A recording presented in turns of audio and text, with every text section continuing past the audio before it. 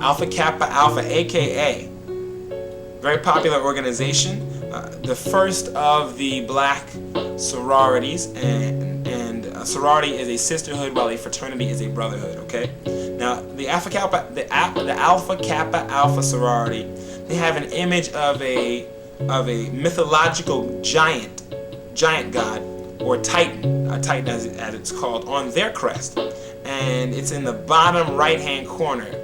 And that Titan's name is Atlas, and Atlas was supposed to have been cursed to uphold the world. So his responsibility is uphold the world. Now we know that the earth is the Lord's and the fullness thereof, and we also know that the Bible says that God hung the earth on nothing. So Atlas is a representation of a false ideal and a lie, and it comes from the mythological lies that the Greeks believed because they didn't know the real God, the God of the Bible that we know. Kappa Alpha Psi. Ka Psi candidates which kneel at the sacred Delphic shrine, they give honor to the Greek god Apollos. So we see that when candidates join these organizations and kneel at the different shrines, they're giving their honor and their worship to a false god. Now let me read a little portion of what they do. The altar of Kappa Alpha Psi, which is the sacred Delphic shrine, shall be placed in the center of the room and covered with a crimson and cream coverlet. This is on page 14 of the ritual book. Candidates for acceptance into this fellowship are required to kneel at the sacred altar of Kappa Alpha Psi and repeat the oath. And that was found in Can You Be Christian in Greek? And that was an in-depth analysis of black Greek-lettered organizations. But the actual thing that I just read is in their ritual book, in Kappa Alpha Psi's ritual book. It talks about how they should set their meetings up. There should be an altar. It should be covered with a red and cream coverlet, and the person should bow to it. It's called a sacred Delphic shrine. A shrine is a place of worship or an altar. Alpha Phi Alpha, which is supposedly one of the first male fraternities, came out in 1906. The Sphinx, and this is what the Sphinx, which is on the crest of Alpha Phi Alpha, represents. The Sphinx is a mythical or fake beast of ancient Egypt, frequently symbolizing the pharaoh as an incarnation of the sun god, whose name is Ra or Osiris, depending on which information you come across, but we know it's not Yahweh or Jehovah or Jesus Christ. Alpha Phi Alpha uses the Sphinx as its fraternal image, and the head of the Sphinx appears 3 times on one of their fraternities' crests. All right, Sigma Gamma Rho. Among other deities, this sorority's shield has a skull with crossed swords behind it, which symbolizes death. The Bible considers death as an actual being. And once you join, you become a brother of those people. That means you're born of the same father, okay, or of the same mother. You're born of the same particular organism. And since Freemasonry honors all of the gods of their initiates, you're born of a spirit that does not honor God, but that honors false gods along with God. Now, in Albert Mackey's Revised Encyclopedia of Freemasonry, it reads that one of their gods, one of the Freemasonic gods, and one of their higher gods, whether most Masons who are on the low level know this or not, this is written by a high-level Freemason, Albert Mackey, and he said that one of their gods is a god called Baphomet. All right. His name is Baphomet. Now, 2 Kings chapter 17, verse 33 reads this way. It says, they feared the Lord, talking about the inhabitants of the land.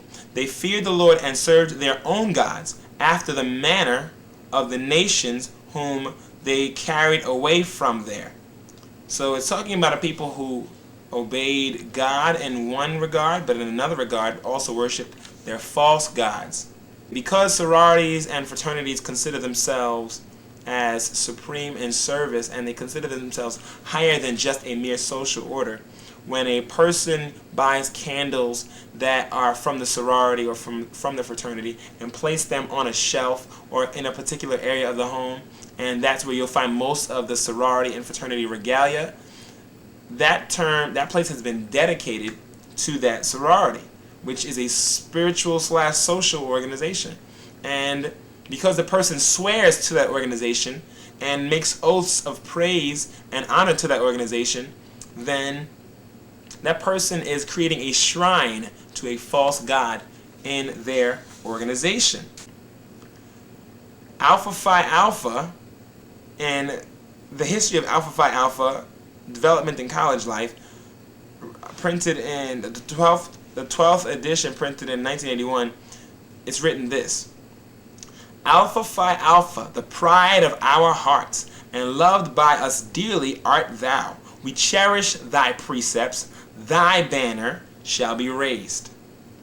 To thy glory, thy honor and renown, we hold ever aloft noble ideals and aims, carrying out earth's and heaven's great commands. So apparently they confess that they got this from heaven.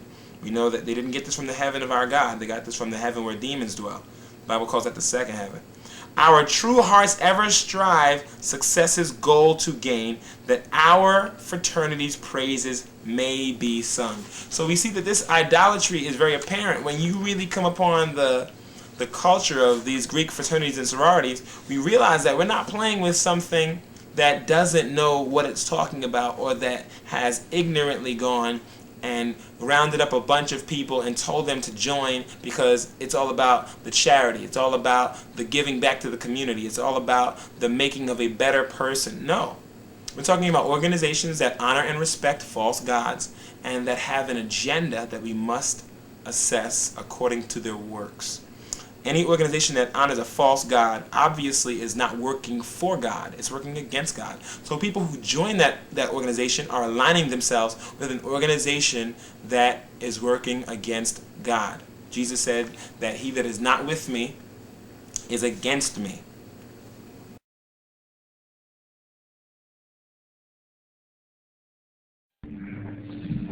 Don't move, nigga. Don't move.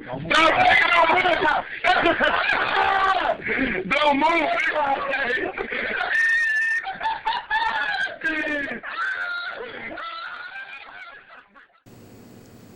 Tattoos and brands. Now, tattoos and brands are designs and images that are made on the skin of a man or woman or animal by cutting or burning the skin. This practice is rampant among men and women who have pledged themselves to their fraternity or sorority. Now, I was just told by an ex-soror that if the fraternity supposedly finds out that these young men are branding themselves, or if these young women are doing types of things that they consider hazing, then the fraternity will shut off that particular charter. They'll reject the people that have joined. But there's something about the organization, in spite of their rules to supposedly keep things morally or ethically good, in spite of the leaders' best efforts, we have to realize something. There is something about these groups that makes the initiate or the pledge really want to give their bodies over to it, to the degree that they will cut themselves and burn themselves with the sorority or fraternity's symbol. Now the question is, if a fraternity member or sorority member is found to have done that after the fact, let's say that it's a conference and there are leaders, there are people from the fraternity leaders that are at that conference, and they see an Omega man, as they're called, with an Omega Psi Phi emblem on his arm. Do they automatically revoke his status? Is it illegal for him to get a brand? Do they reject him because he has branded himself? Because they say that it's illegal to do it. So the question is, do they now disband members as a result of them having done it? And the answer is absolutely not. It's not done. Because it obviously is forwarding the real agenda of these fraternities and sororities. It's making people give themselves over to something else. It already honors a false god, so how can an organization honor a false god and then expect the members of that organization to respect holy and moral virtues such as preserving the body?